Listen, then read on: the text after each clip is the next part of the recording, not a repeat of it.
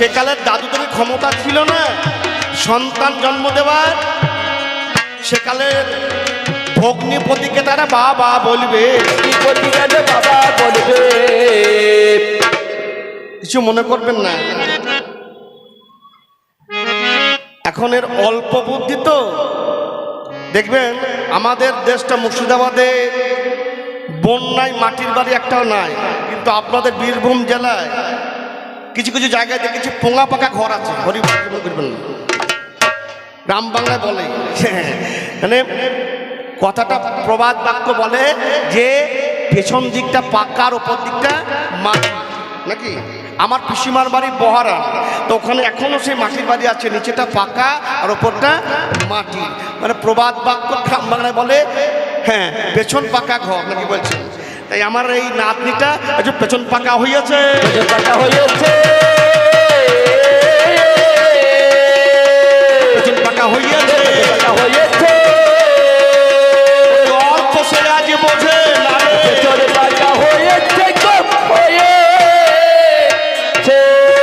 আচ্ছা ধরুন এখন হয়েছে কি, যার নাম রামচন্দ্র, তার মা তিনটি, কৈকেয়ী, কৌশল্যা আর সুমিত্রা। বাবা দশরথ, বহুদিন সন্তানাদি হয়নি, রামচন্দ্রের জন্ম হয়নি। এখন ভাগ্যে জামাই বাড়ি, জামাইটা কি করে হলো? কোন কোন শাস্ত্রে বলছে কৌশল্যার একটা মেয়ে ছিল, নাম তার শান্তা লোমবাদ। হ্যাঁ বলে একটা বন্ধু, তাকে কিন্তু এই মেয়েটাকে দান করা হয়েছিল। এই মেয়েটি ছিল, এই লোমবাদ বললেন, হে দশরথ, তোমার অনেক দিন এই রাজ্যে অনাবৃষ্টি, সন্তান হচ্ছে না, একজন ঋষি আছে, ওই ঋষিকে নিয়ে এসে যদি যজ্ঞ করতে পারো তোমার কিছু হলেও হতে পারে। ভাইরে তোদের যুগে ঋষিও নাই, কিছু মনে করবে না, ঠাকুর মশাই রাগ করবেন না। এ যুগে ঠাকুর মশাই ধর্মও নাই, এ যুগে সাধুও নাই। হ্যাঁ সব হ্যাঁ সকালে বেলায় হরি হরি আর রাতের বেলায় মুরগি চুরি। মনে করবেন না। আমার যুগে ঋষি কেমন তোমাকে প্রমাণে জানাবো, জানাবো,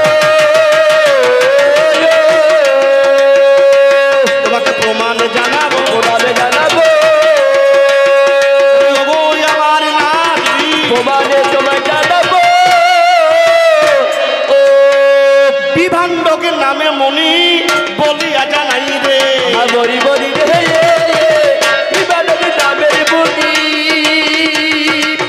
বলিয়া জানাই রে। তার নন্দন ঋষ সিংহ, তার রঙ ঋষি সিংহ বলিয়া জানাই রে, বলিয়া জানাই রে। ঋষ সিংহ মণি কিরকম? বিভাণ্ডক মণি একদিন সুরধনির তীরে স্নান করতে গিয়ে স্বর্গের এক অপ্সরীকে দেখে তার ব্রহ্মবস্তু স্খলন হয়ে গিয়েছিলেন। সেই ব্রহ্মবস্তু মেদিনীর ওপরে ঘাসের ওপরে পড়েছিলেন। এমন সময় এক হরিণী চড়তে গেল বনে, শুদ্ধ জলে মনে করে খেলো বসে খানে। ওরে সাধুর বস্তু কষ্ট নাই হয় রে ধরা তলে, গর্ব হয়ে গেল হরিণীর বলি তোমায় খুলে। সেই গর্বে সন্তানকে জন্ম দিয়ে দেয়। হলো কি, মাথাটা হয়ে গেল মানুষের মতো আর শিং বেরিয়েছে হরিণের মতো। মানুষের বাচ্চা যখন জন্ম দিয়েছেন হরিণী, মানুষের বাচ্চা জন্ম দিয়ে এ ভয়ে পালিয়ে গিয়েছে, ভয় পালিয়ে গিয়েছে। মাটিতে পড়ে কেঁদে বেড়াই রে, ভয়ে পালিয়ে গিয়েছে। ওই বিভাণ্ডক মণির ব্রহ্মতেজ ব্রহ্মবীর্য খেয়ে হরিণীর গর্ভে সন্তান হলো। মাথাটা হলো কি হরিণের ন্যায়, অর্থাৎ শিং আছে হরিণের এবং দেহটা মানবের ন্যায়। সেই ছেলে কাঁদছে, এমন সময় সেই রাস্তা ধরে বিভাণ্ডক মণি স্নান করতে যাচ্ছে, ছেলে উয়া উয়া করে কাঁদে রে। কি বলিব আমি, লক্ষ্য করে সেই মণি ছেলের কান্না শুনি, জিরানা জিরানা জিরানা ছেলের কান্না কানে শুনি, সেই মনি গেল। ওরে সেই ছেলেকে কোলে বাবা অমনি তুলে নিল। তোদের যুগে তো অনেক ছেলে ডেনে পড়ে থাকে রে, কি মা বাবার হিসাব নাই, কত ছেলে ডেনে হসপিটালের ডেনে ঝরে পড়ে আছে, লজ্জা লাগে না? যদি একবার ফেসবুক খুলুন দেখবেন কি অবস্থা। সে যুগে সেই ছেলে পড়ে আছে, বাবা ধ্যান করে দেখলেন কে, আমি ওরও যত সন্তান, সেই ছেলেকে নিয়ে গিয়ে আশ্রম করে সে আশ্রমে রেখে ছেলে আস্তে আস্তে বাড়ছে। নারী কি জানে না, মেয়ে ছেলে কি চেনে না, বাবা গিয়েছে মাদুরগুড়ি করতে, ছেলে খেলা করছে। লোমবদ বললেন এক কাজ করো, ওই বিবান্ডক মনির পুত্র ঋষিসিংহ নিয়ে এসে এই অযোধ্যা রাজ্যে যজ্ঞ করো, যজ্ঞ করলে তোমার সন্তান হলেও হতে পারে। বল এমন ঋষি আছে তোদের যুগে? আছে? তোদের যুগে ছেলেরা, যুবক ছেলে সব সিঙ্গাপুরি কলার মতো, নাকি বলছেন? ফোন ঘেঁটে ঘেঁটে মেরুদণ্ড সব বেঁকা হয়ে গিয়েছে, মেরুদণ্ড সবে বেঁকা হয়ে গিয়েছে, মেরুদণ্ড সব বেঁকা হয়ে গিয়েছে, মেরুদণ্ড সবে বেঁকা হয়ে গিয়েছে। আমি বলে জানাই আজকে কবির গানে, মেরুদণ্ড সবে বেঁকা হয়ে গিয়েছে। কি কথা ভুল বলছি? সব সময় ফোনে এই মেরুদণ্ডটা কি হচ্ছে, বেঁকে যাচ্ছে না? হ্যাঁ, মেরুদণ্ডহীন কাঠের রমণী অপরূপ সুন্দর, আমি কিন্তু ঢেকে ঢেকে বলছি, খুলে বলতে পারছি না। হ্যাঁ, আমি তো সেকালের লোক। হ্যাঁ, কাঠের রমণী দেখে কামের বিকার, এরা কাঠের অপরূপ রমণী দেখলে এদের গুলি না টিপতে ওরে ফায়ার হয়ে যায় রে, হয়ে যাই রে। তোদের যুগের ঋষিদের সঙ্গে আমার যুগের ঋষিদের তুলনা দেখ। এমন একটা ছেলে যে মেয়ে ছেলে কি চেনে না, জানে না। তা দশরথ বলছে কি করে ওই ঋষিকে আনা যায়? বলে এক কাজ করো, 12 নারী অর্থাৎ বেশ্যা যাকে বলা হয়, যারা সেকালকার রক্ষিতা রাজাতে ছিলেন, বলে এক কাজ করো, তোমরা নৌকায় করে গিয়ে সেই বনে গিয়ে ছেলেটাকে ভুলিয়ে ভালিয়ে নিয়ে এসো। অপরূপ সুন্দরী নারীরা নৌকায় চড়ে একদিন গেল। ঋষি বিবান্ডক ছিলেন না, সেই সুযোগ পেয়ে সেই নারীগুলি চলে গেল। জিরানা জিরানা জিরানা সেই ছেলের কাছে জিরানা জিরানা জিরানা প্রথম দিন গিয়ে ভালো ফলমূল হাতে দিয়ে ছেলেকে ভুলিয়েছে, ছেলেকে ভুলিয়ে কোলে বসিয়েছে, কোলে বসিয়ে বুকের কাপড় খুলে দিয়েছে। মেয়ে ছেলে কি জীবনে ও দেখে নাই, ওরে মেয়ের বুকে হাত বোলাইছে, বলাইছে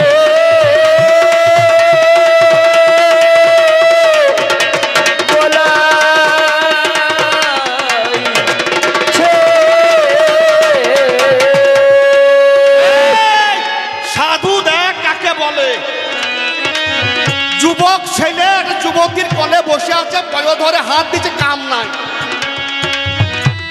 আর তোদের যুগের ছেলেদের বলতে লজ্জা লাগে। কি ঠাকুর মশাই, কি ভুল বলছি নাকি? ঋষি সিংহ মণি এমন মণি, কোনো কামের বিকার নাই। পয় ধরে নেগেছে যে খেলা করে ভাই, ওরে নিজের বুকে হাত দিয়ে দেখে ছেলে তাই। কি আমার তো নাই, হ্যাঁ ভুলে গিয়েছে, বাবা চলে আসবে বলে মেয়ে ছেলেকে ফেলে দিয়ে পালিয়ে এলো সেদিন। পরের দিন আবার গিয়ে সেই ছেলেকে ভুলিয়ে ভালিয়ে নৌকায় চাপিয়ে নিয়ে এলো কোথায়? অযোধ্যা রাজ্যে নিয়ে এসে বলে কাজ করো, তুমি যজ্ঞ করো। সেই ছেলে যজ্ঞ করলেন, সেই যজ্ঞে পরমান্ন যাকে আমরা পায়েস বলি, হরিবল পায়েস উঠলো চরু, সেই চরুটাকে বললো 3 নানীকে ভাগ করে দাও। এই 3 নানী যদি খায় এই চরুতে সন্তান বাবা জন্ম নেবে রে, সন্তানে বাবা জন্ম নেবে রে। বলে জানা আজকে কবির গানে, সন্তানে বাবা জন্ম নেবে। বিবান্ডক মনি জানতে পেরে রেখে যাবে বলে লম্বাদ ঋষি করলেন কি, সেই শান্তার সঙ্গে এই ছেলের বিবাহ দিলেন এবং বসবাস করার যোগ্য দিলেন। তখন বিভাণ্ডমণির রাগ করে গিয়ে আশীর্বাদ করেছিলেন, আর যদি এই কাজ না করত বিভাণ্ডমণি অভিসম্পদ দিতেন। সেই ঋষি কি করলেন, যজ্ঞের দ্বারা যে চরু উঠলেন সেই চরু 3 রানীকে ভাগ করলেন, আর 3 রানী ভাগ করে খাওয়াতে সেই গোলক বিহারী হরি স্বয়ং গোবিন্দ রামের রূপে ধরা পড়ে জন্ম নিয়ে নিল রে। বরি বরি রে রে রবি রূপে ধরার পরে জন্ম নিয়ে নিল রে। সত্য কথা তোমার কাছে বলিয়া জানাই আই রে বলিয়া যা তাই রে। এইবার একটা বাস্তব কথা বলি।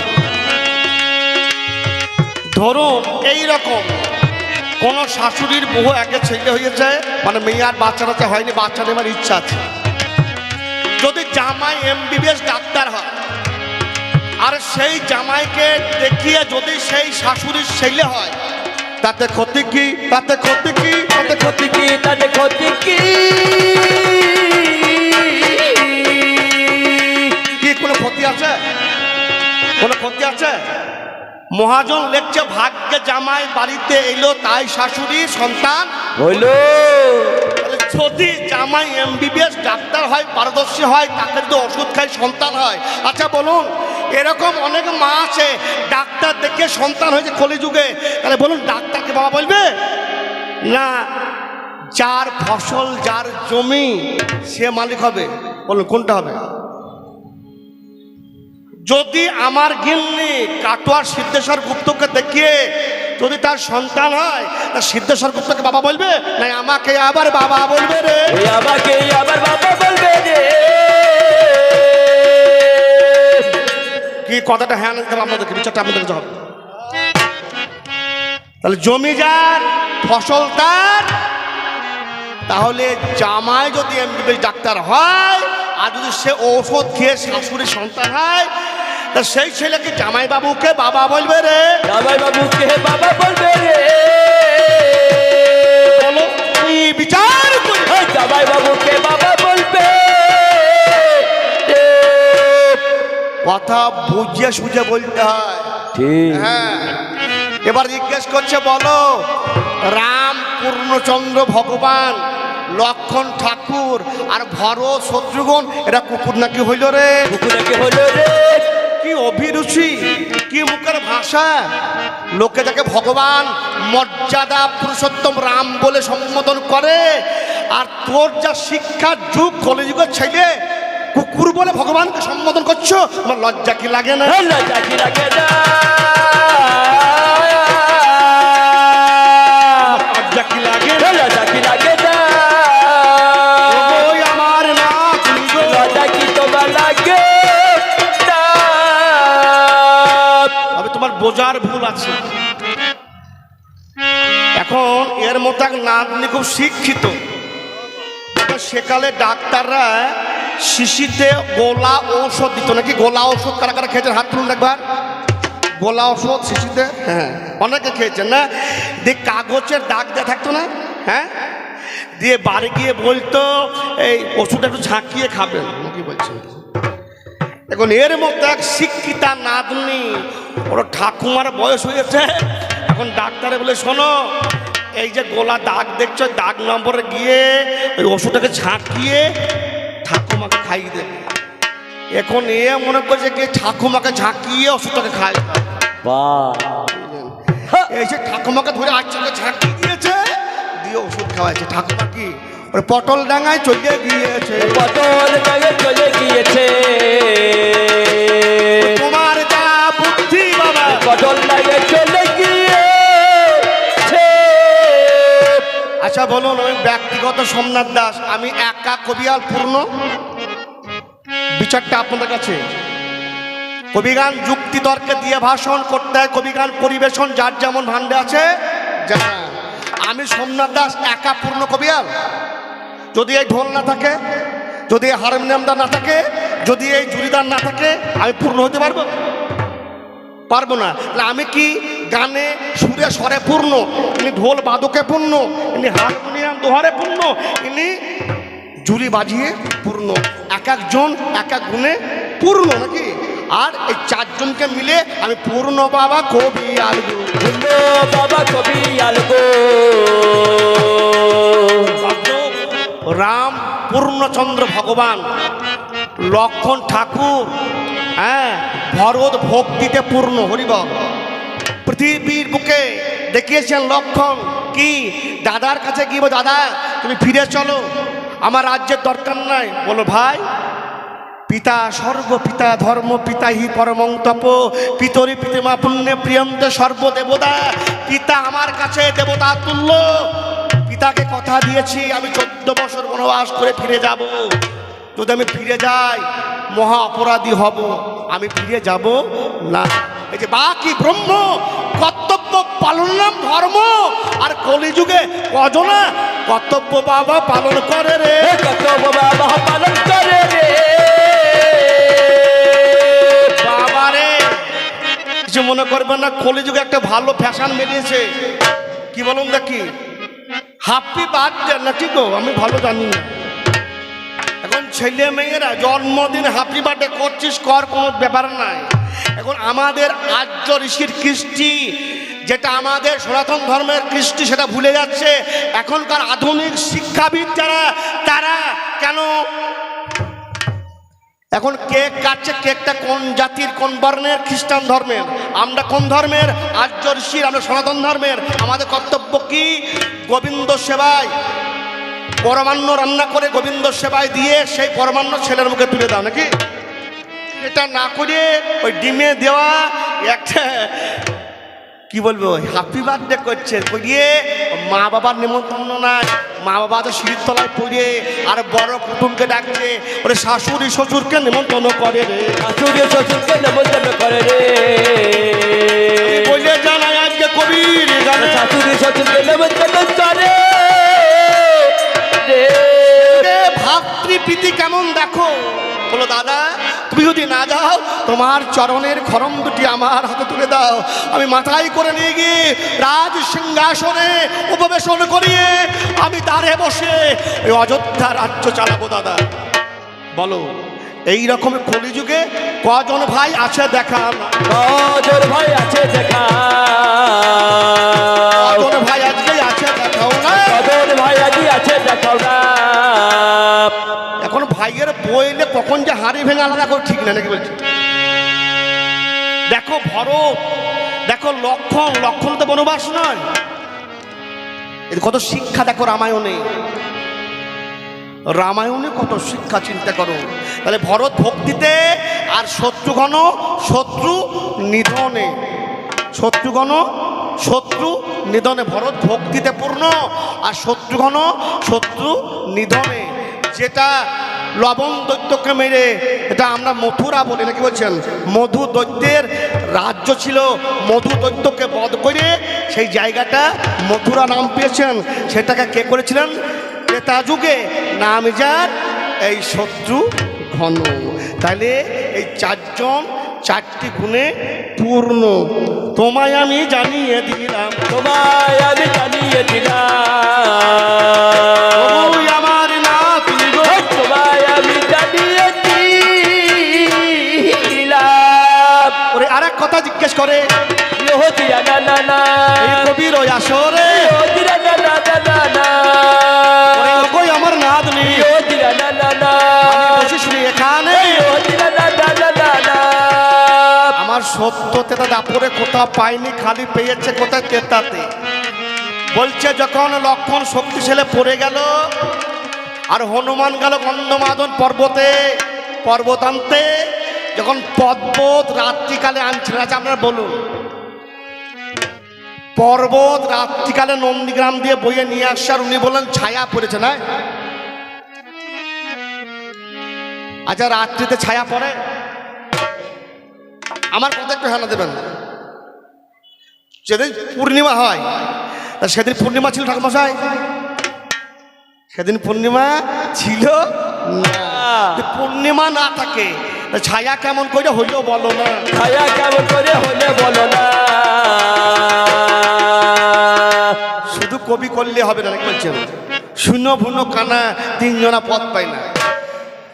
তাহলে যেদিন গেল কে, নামজার হনুমান, যখন গন্ধমাদক পর্বত নিয়ে আসছে উনি বলছেন যে ছায়া দিকে চলে এলেন কে, যে নামজার ভরত। 80 মন বাটুল মেলো নাকি বলছেন, 80 মন বাটুল। তাহলে ওনার প্রশ্নটা এই জায়গায়, 80 মন যদি বাটুল হয় যে কর্মকার করেছিল তার আপদটা কত বড় হবে। তুমি তো বুঝতে পারছো না, কিছু মনে করবেন না। আপনাদের এখানে সার্কাস খেলা হয়? আগের যুগে মেয়েদেরকে এত স্বাধীনতা দেওয়া ছিল না, কতগুলো এর মতো মেয়ে সার্কাস দিতে কাটোয়ার ওয়াইএমএ ময়দানে। তা বাবারা বলছে না যাওয়া হবে না। এখন কতগুলো মেয়ে ঠাকুমাকে বেশ কায়দা করে বস করে ফেলেছে। বলে ঠাকুমা বাবাকে বলো না, বলে তুমি যাবে, আমরা কাটোয়ায় গিয়ে ওই ওয়াইএমএ ময়দানে সার্কাস দেখবো। ঠাকুমাকে মজিয়ে নিয়ে ঠাকুমা বাবার কাছ থেকে ছাড় করে নিয়ে মেয়েগুলোকে নিয়ে গিয়েছে সার্কাস দেখতে। এখন এদের ঠাকুমার দল, তিনি সার্কাসের খেলা কি হবে, 8 ঘন্টা দেরি আছে। বলল হাতিতে বল খেলবে, জোকারে সাইকেল চালাবে, টিয়াতে ঠোঁটে করে বল নিয়ে বেড়াবে। ওই যে ছবিগুলো আছে দেখুন, ঠাকুমা টিকিট কিনে ছবিগুলো দেখে বলছে বাবা তুই টিকিটটা ফিরিয়ে নেবে কেন? বললো যে খেলাগুলি হবে তো বাইরের ছবি দেখে নিলাম, তো টিকিটটা ফিরিয়ে নে। বলে ও ঠাকুমা তোমার বয়স কত হইলো? বলে 60 বছর হয়ে গেল। বলে আপনার জ্ঞান হইল না গো। বলে কেন?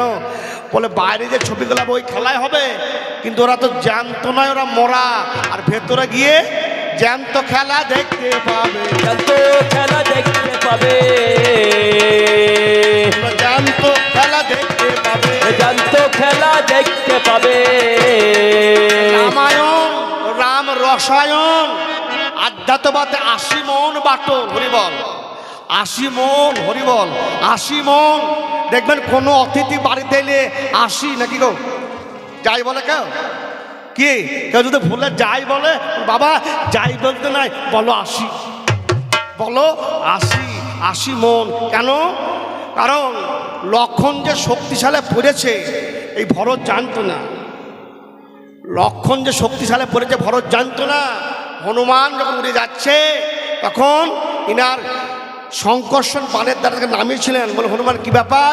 বলে এরকম খুড়ো ঠাকুর শক্তিশালী পড়ে গিয়েছে, এক রাত্রির মধ্যে বিশল্যকরণী, অস্থি সঞ্চারণী, প্রাণ সঞ্চারণী, মৃত্যু সঞ্জীবনী, এই 4টি ঔষধ নিয়ে গিয়ে লক্ষণে ক্ষতস্থানে না দিলে সূর্য উদয় হলে লক্ষণ ঠাকুর মারা যাবে।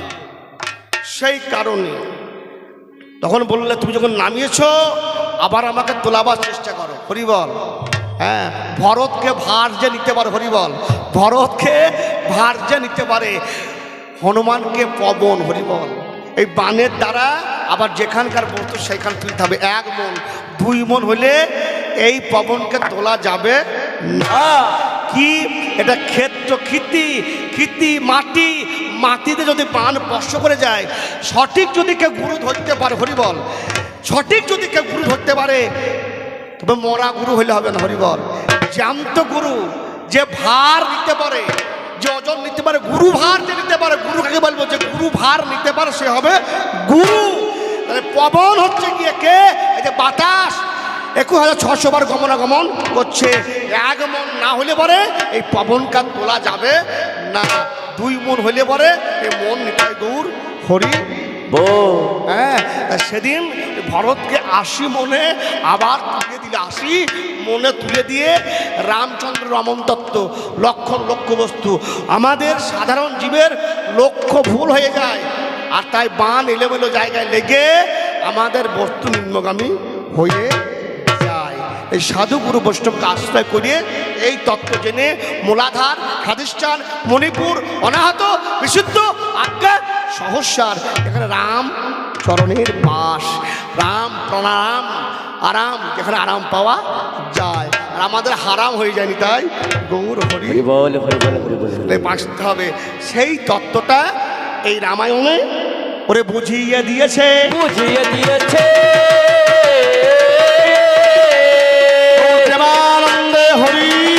বলো।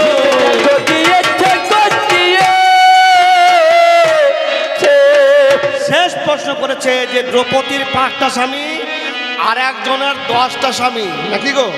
এই 10টা স্বামী হওয়ার কারণ কি? নাম যার প্রচেতা, তুমি শুনে যাও না কানে।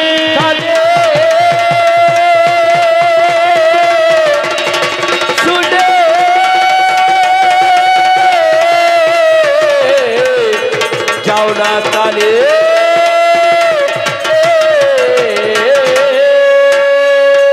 আরিশা নামে একটা মেয়ে তোমার কাছে গায়, ক্রমে 4 কন্যল যারা মিথ্যা বলবো নাই, তারা হলো 10 ভাই। তোমার কাছে জানাই, দক্ষ প্রজাপতির পিতা যেজন হয়ে যায়, কেন 10টা স্বামী সৃষ্টি করবার জন্য বাবা তোমার কাছে জানাই গো জানাই তোমার কাছে। দক্ষ প্রজাপতির পিতা প্রচেতা আর প্রদেশার, এরা 10টা স্বামী। এই প্রচেতার 10টা স্বামী কেন? জীব শিক্ষা কি আছে? সৃষ্টি প্রাককালে যেমন প্রজাপতি জীব সৃষ্টি করছেন, তার আগে তার পিতারা ছিলেন। এটা বিষ্ণু পুরাণের আকাশ, এটা আমার কথা না। হ্যাঁ হ্যাঁ, কেন না? আমি নিজে বিষ্ণু পুরাণে পড়েছি। প্রচেতা, হ্যাঁ, এই 10টা স্বামী, কারণ বিশ্বদেব ব্যাখ্যা করছে কোথায়? বিশ্বদেবে বলে কথা মহাভারতের মাঝে যখন দ্রৌপদীর 5টা স্বামী বলি আপনাদেরকে, বলো শোনো, দ্রৌপদীর 5 স্বামীকে একটা ইন্দ্র 5 ভাগ হয়েছে। কিরকম? খুব ভালো করে বুঝবেন। একটা ইন্দ্র 5টা ভাগ হয়েছে। 10টা মনের অভিশাপের জন্য ভাগ হয়েছিলেন। কিরকম? ধর্মের কাছে 1 অংশ, পবনের কাছে যেমন 1 অংশ, নাসত্ব দয়ের থেকে 2 অংশ, আর ইন্দ্র 1 অংশ ছিলেন। 100 টাকার নোট যেমন 5খানা 20 টাকা করলে কি হয়? 100 টাকায় হবে। ইন্দ্র সেরকম, তাই নয়? ইন্দ্র 5 ভাগ হয়েছিলেন। ইন্দ্র 5 ভাগ হয়েছিলেন, আর 5 ভাগ হয়ে ধর্মের কাছে 1 অংশ ছিল, পবনের কাছে 1 অংশ, আর স্বর্গের বৌদ্ধদয় নাসত্যদয় তাদের কাছে 2 অংশ, আর ইন্দ্র 1 অংশ। তাহলে 100 টাকার নোট যদি 5টা 20 টাকা হয়, কি হবে? 100 টাকায় হবে। হ্যাঁ, তারা পরবর্তী জন্মতে কুন্তির গর্ভে এসে জন্ম নিয়ে দ্রৌপদীকে বিবাহ করেছিলেন।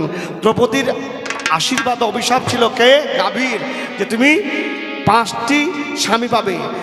শিবের কাছে প্রার্থনা করেছিলেন পতিং দেহি বলে 5 বার, তাই 5টা। আর বহু ঘটনা আছে ঠিক সেই রকম বিষ্ণু পুরাণে বলছে। প্রদেশার 10টা স্বামী, গৌতম বংশ প্রাক্ষীর, এবং এরা 10 ভাই। কেন? জগতে প্রজা সৃষ্টি করবার জন্য এই বিবাহের সূচনা। এটা বিষ্ণু পুরাণে লেখা রয়েছে। বিষ্ণু পুরাণে লেখা রয়েছে। আমি বলে জানাই আজকে কবির গানে, বিষ্ণু পুরাণে লেখা রয়েছে। আরেকটু পরিষ্কার করে দিচ্ছি আপনাদের বোঝাবার জন্য। যেমন কশ্যপ মুনির 13টা বউ, অদিতি কপিলা দনু ক্ষুদ্রমণি ক্রোধা দয়ানু সিংহে কালী সোধার প্রধা বিম্বার বনিতা 13 জনাকে গণি, আর এই 13 জনাকে করলেন বিয়ে কশ্যপ মহামুনি। তাহলে একই ব্রহ্ম আর 13টা জমি। হরিবল। প্রজাপতি সৃষ্টি করতে বললেন, কোনো গর্ভে দেবতা, কোনো গর্ভে অসুর, কোনো গর্ভে পাখি, এইগুলি সব সৃষ্টি করেছিলেন জগতের কল্যাণের জন্যে। বিষ্ণু পুরাণের সৃষ্টির প্রাক্কালে এই প্রদেশা আর প্রচেতা গৌতম মুনি বাক্ষীর এই 10 ভাই প্রদেশের সঙ্গে বিয়ে হয়ে এই জগৎ সৃষ্টি করার জন্য এই বিবাহ করা হয়েছিল। এটা ব্যভিচারে নয়। আর তোমাদের যুগে সব ব্যভিচারে ভরা রে, ব্যভিচারে ভরা রে। বলে জানাই আজকে কবির গানে, ব্যভিচারে ভরা রে। যাক, আমার নাতনি যেমন আমাকে গোটা 4টি জিজ্ঞাসা করেছিলেন, এইবার আমিও ওনার চলার পথকে প্রশস্ত করবার জন্য ওনাকেও গোটা 4টি জানবার আমার বাসনা। হে নাতনি, দেখছি তুমি তোমার স্বামীকে নিয়ে তোমার একটা ফুটফুটে বাচ্চা হয়েছে এই অরণ্য কালীতলায় মন্দির প্রাঙ্গণে ঠাকুর মশাই পূজা করছে আর তোমার ছেলেও প্রণাম করছে। তুমি ঠাকুর মশাইকে বলছো বা মাকে বলছো, মা যেন আমার ছেলেটা ওরে মানুষের মতো মানুষ হয় গো, মানুষের মতো মানুষ হয় গো, ও গো মানুষের মতো মানুষ হয়, মানুষের মতো মানুষ হয় গো। আমি এইটা দেখে থমকে দাঁড়িয়ে গেলাম। এ কি কলি যুগে শিক্ষিত সমাজ, উন্নত যুগ, উন্নত ভাষা, হে নাতনি তোমাকে পেয়ে এইখানে জিজ্ঞাসা করবো, তাহলে মানুষের মতো মানুষ হতে বলছো, তাহলে এটা কি মানুষের বাচ্চা নয়? না তোমরা কি মানুষের বাচ্চা নও? তোমরা কি মানুষ হতে পারোনি? মানুষ হতে পারোনি। আমার কথাটা বুঝতে পারছেন তো? ও বলছে মন্দির প্রাঙ্গণে গিয়ে যে আমার ছেলেটা মানুষের মতো মানুষ হোক, নাকি? তোমরা কি মানুষের বাচ্চা নাও? আর তোমার ছেলেকে মানুষ জন্ম দিতে পারোনি? ঠাকুরতলা গিয়ে বলছো মানুষের মতো মানুষ হোক। আমায় জানাবে, আমায় শোনাবে, আমায় জানাবে, আমায় শোনাবে।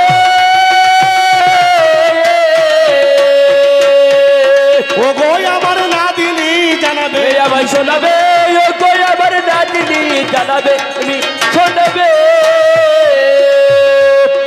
আর এক কথা তোমার কাছে আমি বলে যাই, ধন্য ধন্য কলিযুগ শুনিতে গো পায় না, ধন্য ধন্য কলিযুগ। আমার যুগে প্রহ্লাদ হরিনাম করেছে, আগুনে পড়েনি, জলে ডোবেনি, নাকি? পরীক্ষা দিয়েছে। তোমার যুগে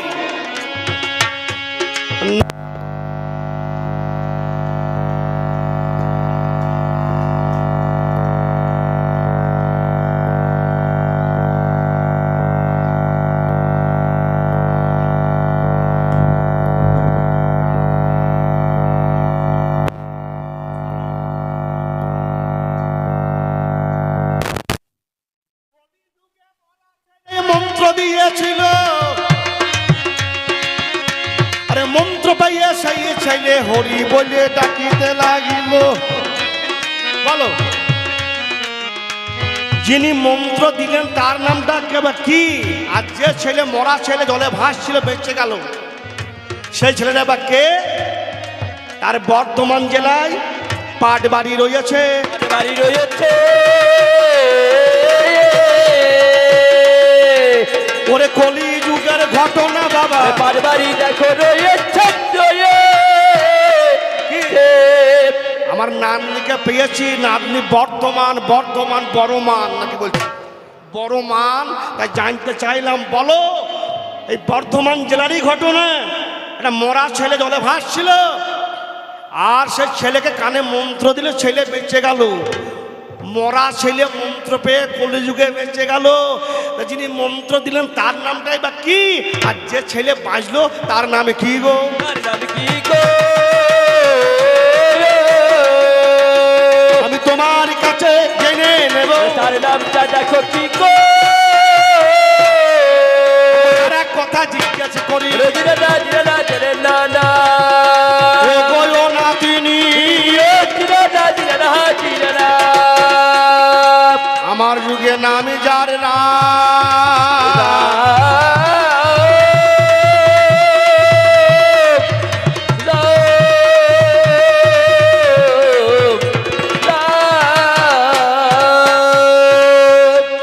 যার ভিগুরাম, যমদগ্ন ঋষি, যমদগ্নি ঋষির পুত্র, রেণুকার নন্দন। একদিন রেণুকা স্বামীর জন্য জল আনতে গিয়েছে সরোবরে। এক গন্ধর্ব কতগুলি নারী নিয়ে জলে স্নান করছে, তার রূপ লাবণ্য দেখে ভুলে গিয়েছে স্বামী জল চেয়েছে। তার আসতে দেরি হয়েছে বলে স্বামী ধ্যান যোগে জানতে পেরে এমন কঠোর শাস্তি বলল, শোনো রেণুকা, তুমি অনেক আগে জল আনতে গিয়েছো, এত আসতে দেরি হলো কেন? উত্তর দাও। লজ্জায় বলতে পারছে না, মাথা নিচু। জানতে পেরে বলল, শোনো, 5টা ছেলে ছিল, বৃহৎ ভানু, বৃহৎ কর্ণ, প্রত্যেককে বলছে, বলো তোমার মায়ের মাথা কেটে দাও। 4টে ছেলে মাথা কাটতে পারলো না। তো বললো, রাম, আমি তোমার পিতা, পিতা স্বর্গ, পিতা ধর্ম, পিতা এই পরমন্তব্য, পিতরি পিতৃমা বন্যে প্রিয়ন্ত সর্বদেবতা, পিতা আজ্ঞা করছে তোমার মায়ের মাথাটা কেটে দাও। মায়ের মাথাটা কেটে দাও গো। সেদিন ভিগুরাম মায়ের মাথা কেটে দিয়েছিলেন কুঠার দ্বারা। মা যখন কেটে পড়ে গেল, বাবা বলছে, তুমি বর চাও, কি বর নেবে? সেই ছেলে বলছে, আমাকে এই বর দেন, আমার 5 ভাই পাথর হয়ে গিয়েছে, আর আমার মা মাথা কাটা গিয়েছে, মায়ের যেন মাথা জোড়া লেগে যাক। আশীর্বাদে আবার কাটা মাথা, কাটা মা, জোড়া লেগে গেল।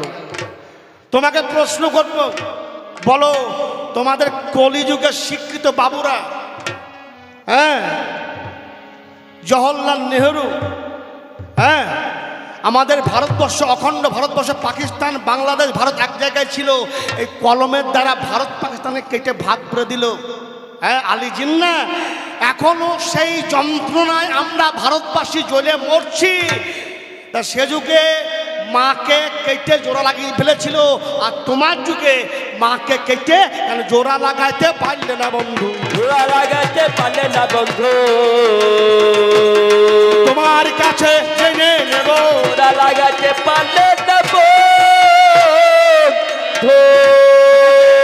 এ গেল 3 কথা। শেষ কথা, এই কলিযুগকে ত্রিযুগ বলা হয় কেন? আমরা 3টি যুগ, আমার 3টি যুগ, সত্য তেতে দাপক। তোমাকে ত্রিযুগ কেন বলে বলো না? ত্রিযুগ কেন বলে বলো না? তোমার মুখে শুনে নেব, ত্রিযুগ কেন বলে বলো না? প্রশ্নটা কেমন উল্টো হয়ে গেল না নাকি? প্রশ্ন নতুন হতে হবে। না, আমার 3টি যুগ, সত্য তেতে দাপক। না, আমার নাম ত্রিযুগ হওয়ার কথা উচিত ছিল। না, আমার নাম ত্রিযুগ না হয়ে তোমার নাম কলিযুগ। এই কলিযুগকে ত্রিযুগ বলে কেন? আমার জানতে হলো বাসনা, জানতে হলো বাসনা। আমি তোমার মুখে জেনে নেব, জানতে হলো বাসনা। আর বেশি বলবো না। এইখানে আমার পালার পরিসমাপ্তি ঘটিয়ে দিয়ে আমার বিপক্ষের প্রতিদ্বন্দ্বীকে বলার সুযোগ দেব। হ্যাঁ, তাই যাবার সময় ছোট্ট একটি ছাপনি গান করে আপনাদের বিদায় নেব। সত্য তেতা দাপর কলি, এই কলি এটা মর্ত জগৎ। যারা এসেছে সকলকেই মৃত্যুবরণ করতে হবে। তাই আমার কবি কলেবার কি বলছে, এ মরণ যার যেখানে আছে লেখা, চলে চরণ দুখানা, মরণ কারো বারণ শোনে না। সেই জন্য বলছি, এ মরণ যার যেখানে আছে লেখা, ওরে চলে চরণ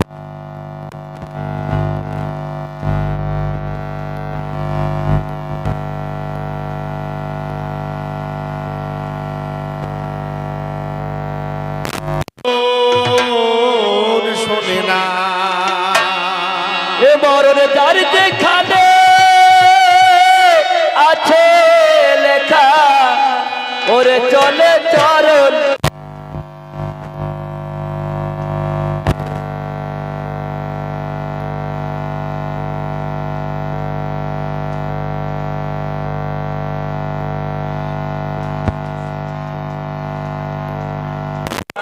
মরণ কারো বারণ